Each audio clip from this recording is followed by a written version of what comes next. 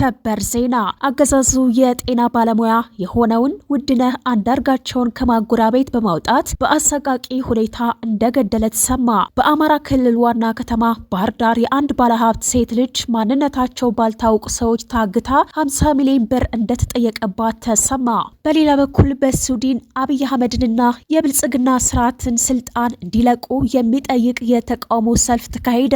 በተቃውሞ ሰልፍ ክርስቲያን ታደለ ይፈታ፣ አማራ ነጻ ይውጣ፣ አማራን ትግሬ እየገደሉ ኢትዮጵያውያን መምራት አይቻልም የሚሉትም ተንጸባርቀዋል። ግጭትና ጦርነት ላይ ህልውናው የተመሰረተው የብልጽግናው መንግስት ከፋኖ ጋር የገባበት ጦርነት ለህልውና አስጊ ደረጃ ላይ በመድረሱ የመጨረሻ ያለውን ካርድ እየሳበ ነው። እቅዱም ፋኖን ብሎም የአማራ ህዝብ ከዛ ሲሰፋም በመላው ኢትዮጵያ የሃይማኖት ግጭት መፍጠር ነው። ክርስትናም እስልምና ሃይማኖቶች የአማራ ናቸው።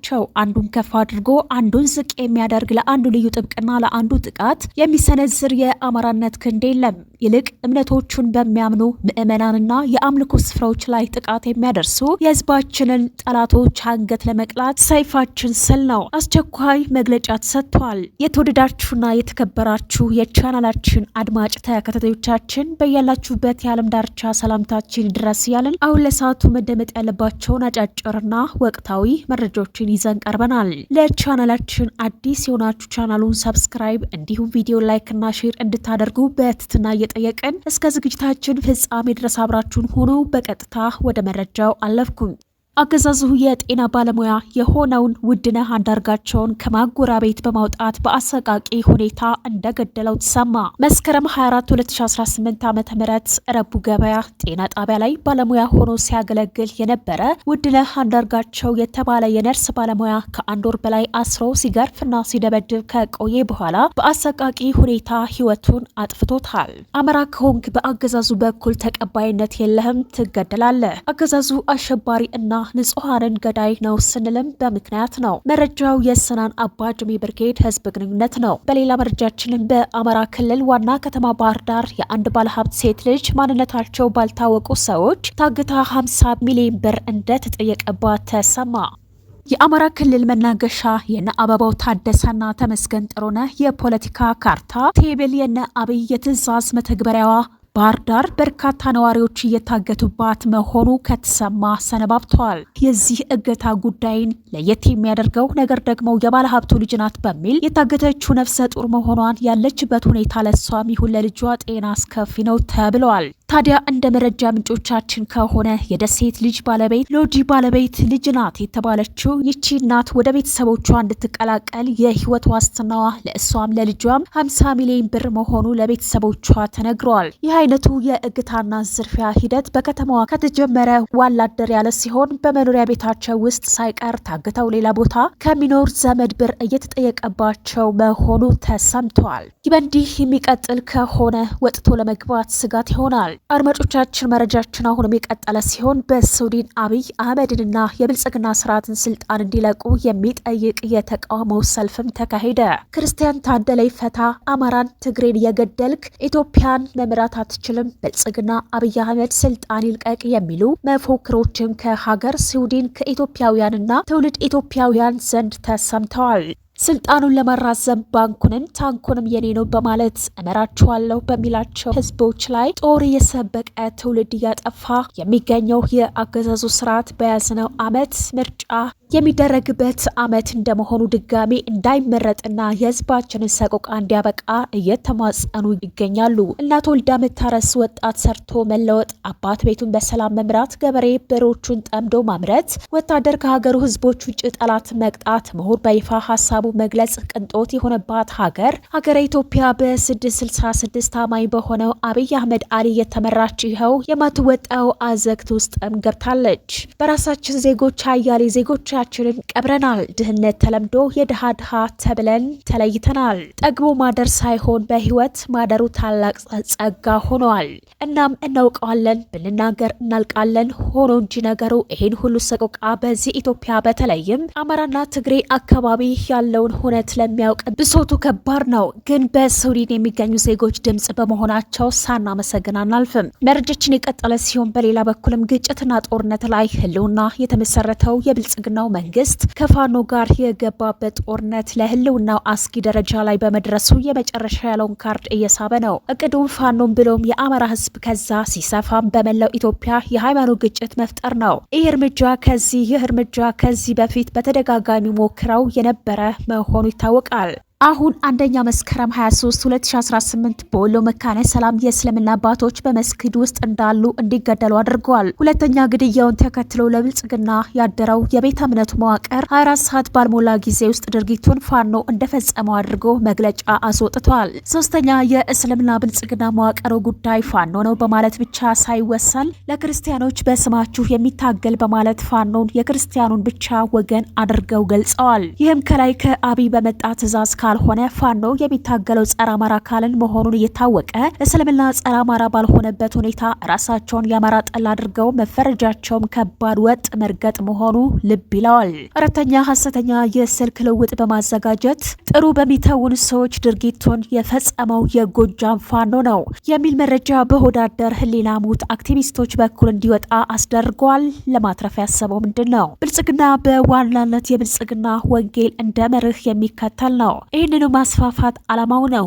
ይህን ለማድረግ ከሚታሰበው በላይ በሀገሪቱ ውስጥ ኮንትሮልድ ቹዝ ወይንም በቁጥጥር ውስጥ ያለው ቀውስ በመፍጠር ንቅለ ተከላ መስራት ይፈልጋል። ለዚህ መጀመሪያ ፕሮቴስታንቱና እስልምና ጋብቻ ፈጥረው ኦርቶዶክስን ማዳከም ላይ እንዲሰሩ ሞክረዋል። እናም በእስልምና በኩል ለጊዜው ካልሆነ አከርካሪው ኃይል ኦርቶዶክሱን ጠልቶ ፕሮቴስታንትን የሚወድበት ምክንያት እንደሌለው ይታወቃል። በፕሮቴስታንቱ በኩል ያለው የቁጥር ልዩነት በእስልምናው በኩል ያለውም ኃይል ከሌላ ሆኖ ስልጣኑን ማስቀጠል እንደማይችል አረጋግጠዋል። ስለዚህ የኦሮሞን ህዝብ መሸሸጊያ ማድረግ ለስልጣኑ ዋስትና ሆኖ አግኝቶታል። ስለዚህ ነው የብልጽግና ባለስልጣናት ባይወዱትም እሬቻን እንደ መንግስታዊ ሃይማኖታዊ በግልጽ አድለው በማክበር ብቻ የኦሮሞን ህዝብ በማሞኘት ለደም አፍሳሽነታቸው ተባባሪና መከታ ሊያደርጉ እየሰሩ ያሉት። የተቀሩት ማዳከምና ማንኮታኮት እንደ ኮሪደር ልማት ያለ ቀጣዩ እቅር ነው። ስለዚህ በተደጋጋሚ የሞከሩ ባልተሳካላቸው የእስልምና ኦርቶዶክስ ግጭት አንዱ ትርፋቸው ሁለቱን ማቆርቆዝ ነው። እሱ ገላጋይ ይሆንና ከደሙ ነፃ ነኝ ይላል ማለት ነው። ለዚህ በተለይ ውሃቢስቶች በጣም ተመችተውታል። ሌላው ፋኖን እርስ በርሱ ማጣላትና ማባላት ነው። ይህን በዛሬው የድምፅ ትወና ቅጂያቸው አሳይተውታል። የወሎ ፋኖ ድርጊቱን የፈጸመው የጎጃም ፋኖ ነው እንዳለ፣ የጎጃም ፋኖ ነው እንዳለ አድርገው ለማቅረብ ሞክረዋል። ሌላው አይናችንን ገልጠንልኝ ስርዓቱ እስካለ ጦርነት፣ ግጭትና እልቂት ይቀጥላል። በሙስሊም በኩል በተለይ ቤተ ክርስቲያን መስጊድ እናደርጋለን ብለው በአደባባይ የሚያውጁት የአንድ ክልል ያውን ብልጽግና ጸረ ኦርቶዶክስ አስተዳደር ባወጃው የትምህርት አዋጅ ክርስቲያኑን ለዋጥህ የሚለው ውሃቢስቱም ሰከን ቢል ጥሩ ነው። ሁሉም ስጋና ደም ነው የለበሰው። መገዳደልን ማወጅ ለአንዱ ብቻ እንደማይብስ መረዳት ይበጃል። አባቶቻችንን አብረው የኖሩት መገዳደሉ ጠፍቷቸው አይደለምና ሀገሪቱን ቢጠሏትና እንድትፈርስ ቢፈልጉም አረቡም ወደ ኢትዮጵያ እየተሰደደ እዛ ያልሆነው ሀበሻም እያባረረ ነውና መግቢያ የሚጠፋው ክርስቲያኑ ብቻ አይሆንም። ስለዚህ ለብልጽግና ጦር ጠማቂ በሃይማኖት ስም ጦር ሰባኪዎችም ሰከን ቢሉ ጥሩ ነው። ሰው ሆይ ነቃ። አገዛዙ ያለ ጦርነት መኖር አይችልም። እልቂት፣ ግጭትና ጦርነት ለስልጣን ብቻ ሳይሆን ለዓላማው ስለሚያስፈልገው ነው። ይህ በእንዲህ እንዳለ በሌላ መረጃችንም ከአማራ ፋኖ ብሔራዊ ኃይል ቢዛሞ እዝ የተሰጠ መግለጫ። የወለጋ ክፍለ ሀገር ፋኖ እዝ ቢዛሞ ከአፋብአ መስራች እዞች መካከል አንዱ መሆኑ ይታወቃል። መጠሪያችንንም አፋብአ ቢዛሞ እዝ እንደሆነና ሚዲያዎችም ከዚህ በኋላ በዚህ አጠራር እንዲዘግቡ ማድረጋችን ይታወቃል። ነገር ግን ጸረ አማራ ጸረ አንድነት የሆኑ በአማራ ደምና አጥንት የሚነግዱ የአማራ ፋኖ አንድ ከሆነ የእንጀራ ገመዳቸው የሚበጠስባቸው አካላት የሚይዙት የሚጨብጡት ጠፍቷቸው ሲጮሁ እያየን ነው። እነዚህ አንድነት በሽታ የሆነባቸው ጊዜ የገለጣቸው በአማራ ህልውና ትግል ስር የተወሸቁ ጸረ አማራዎች የብልጽግና ተላላኪ ሰርጎ ገቦችና ተቀጣሪዎች ባህር ማዶ ሆነው የሚቀባጠሩት ህዝቡን ለማደናገር መሆኑን ህዝባችንና መላው የአማራ ፋኖና የትግላችን ደጋፊዎች እንድታውቁ ማለት እንፈልጋለን። የህዝብ ለህዝብ መቀራረብና በጋራ መኖር የአንድነት ጉዞ ስጋት የሆነበት ብልጽግና ያሰማራቸው የሚዲያ ሰራዊቶች በአፋብአ ቢዛሞ እዝ ላይ የስም ማጠልሸት ላይ ተጠምደው እያየን ነው። እነዚህ አካላት የሚኖሩት በውጭ ሀገር ሲሆን የሌለን ድርጅት ያለ በማስመሰል ብልጽግና በሰጣቸው የመከፋፈል አጀንዳ የአማራ ፋኖ በወለጋ በማለት ህዝባችንን ለማደናገር ሲሞክሩ ይስተዋላሉ። የአማራ ፋኖ በወለጋ የሚባል መሬት ላይ ያለው ታጋይ የማያውቀውን ፎቶና መጠሪያ ስሙና መለያ ሎጎ ባህር ማዶ ባሉ ባንዳዎች እጅ ላይ ብቻ ያለ ነው። ለዚህ ለማይሳካ የመከፋፈል ስራ ሀገር ውስጥ ካሉት የብልጽግና ተላላኪዎች ጋር ባህር ማዶ ሆኖ ሚሰራው ካሁን በፊት በተደጋጋሚ ጊዜ ጸረ አማራነቱንና ጸረ አንድነቱን ያሳየ የከሃዲዎች ስብስብ ነው። ሌላኛው ጸረ አማራ እና ጸረ አንድነት የሆነው ወንድም ከወንድሙ ላይ ሲተኩሱ ሰበር የድል ዜና ብሎ የሚዘግበው በአፋድ የሚመራው ጣና ቲቪ ኃላፊነት በጎደለው መልኩ ምንጩ ያልታወቀን መግለጫ በመዘገብ በህልውና ትግሉ ላይ እንዲሁም እየሞተ ባለው ህዝባችን ላይ ተሳልቋል። አፋብኃ ቢዛሞ እዝ ክፍለ ጦሮችን መስርቶ በጨረሰበት ወረዳዎች ከ4 ዓመት በላይ በአገዛዙ ሴራ እንዲራራቁ የተሰራባቸውን የአማራና የኦሮሞ ህዝቦችን እንዲሁም ሌሎች ብሔር ብሔረሰቦች በጋራ ተከባብረው መኖር እንዲችሉ አድርጓል። በቀጠናው ተስፋፍቶ የነበረውን ስርዓት አልበኝነትን እና ሌብነትን አጥፍቷል።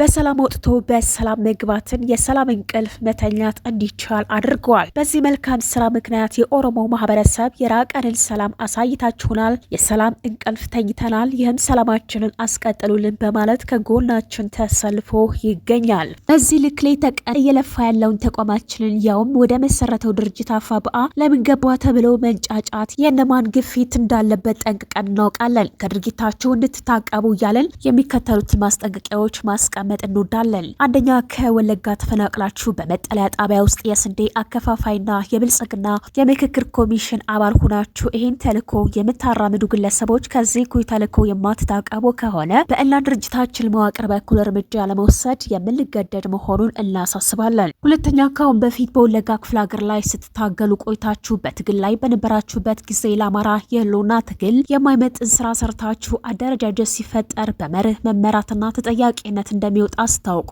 አሁን አዲስ አበባ ያላችሁና ውጭ የወጣችሁ እንዲሁም ለመውጣት ቀን እየቆጠራችሁ ያላችሁ ትታችሁት የወጣችሁትን ትግል ባልበላውም ጭሬ ልበትነው አይነት አካሄድ በወንድሞቻችሁ ላይ ቁማር መቆመር አቁማችሁ ከቻላችሁ ወደ ትግሉ እንድትመለሱ አሊያም ከድርጊታችሁ ትታቀቡ ዘንድ በጥብቅ እናሳስባለን። ሶስተኛ፣ አንዳንድ ኃላፊነት የማይሰማችሁ ሚዲያዎችና ጋዜጠኞች በተለይ ጣና ቲቪ ካሁን በፊት መስከረም 2017 ዓ.ም ምንም ነገር በሌለበት በህይወት የሌለን ሰው የእዝ ሰብሳቢ አድርገው አፋድ ወለጋና አካባቢው እዝ የሚባል መስርቻለሁ በማለት ያወጣችሁትን ዘገባ በወለጋ አማራ ላይ ያልተቋጠረውን የሞት አዋጅ ማጽናቱ ሊቆጫችሁ ይገባል። ይህን የጣና ቲቪ እና የአፋድ ውሸት ተከትሎ የኦሮሚያ ጸጥታ ቢሮ ጥቅምት 2017 ዓ.ም በወለጋ የሚኖር አማራ ሁሉም ትጥቅ እንዲፈታ የሚል ውሳኔ እና አንገቱን ለእርድ እንዲያዘጋጅ ምክንያት መሆኑ ይታወሳል። ሆኖም አፋድ በሰራው ሴራ በወለጋ አማራ ላይ የደረሰው በደል ገና ቁስላችን ሳይድን ድመት መንኩሳ አመሏን አትርሳ ሆነና ነገሩ በአፋድ የሚዘወረው ጣና ቲቪ መሬት ላይ ያለውን እውነታ ባላገናዘበና ምንጩ ያልታወቀ መግለጫ መዘገቡ ከፋፋይነቱን አሳይቷል። ስለዚህ ጣና ቲቪ ለሰራው ስህተት ኃላፊነቱን እንዲወስድና ከዚህ በኋላ ከእንደዚህ አይነት ተግባሩ እንዲቆጠብ በጥብቅ እናሳስባለን። በመጨረሻም በመላው ዓለም የምትገኙ የአማራ ፋኖ የህልውና ታጋዮችና ደጋፊዎች የትግል የአማራን ህልውና የመታደግ እንጂ ለየትኛውም የግል ፍላጎት ማሟያ እና የፖለቲካ ፍጆታ የሚውል ባለመሆኑ በአማራ ደምና አጥንት የሚነግዱ አካላት ላይ በያላችሁበት አላስፈላጊውን እርምጃ እንድትወስዱ እናሳስባለን። ህልውናችን በተባበረ ክንዳችን። የአማራ ፋኖ ብሔራዊ ኃይል ቢዛሞ እዝ። የተወደዳችሁና የተከበራችሁ የቻናላችን አድማጭ ተከታታዮቻችን ለዛሬ ያዝንላችሁ መረጃዎች እነዚህ ናቸው። ቻናሉን ሰብስክራይብ እንዲሁም ቪዲዮ ላይክ እና ሼር በማድረግ ቤተሰብ እንድትሆኑ በአክብሮት እንጠይቃለን።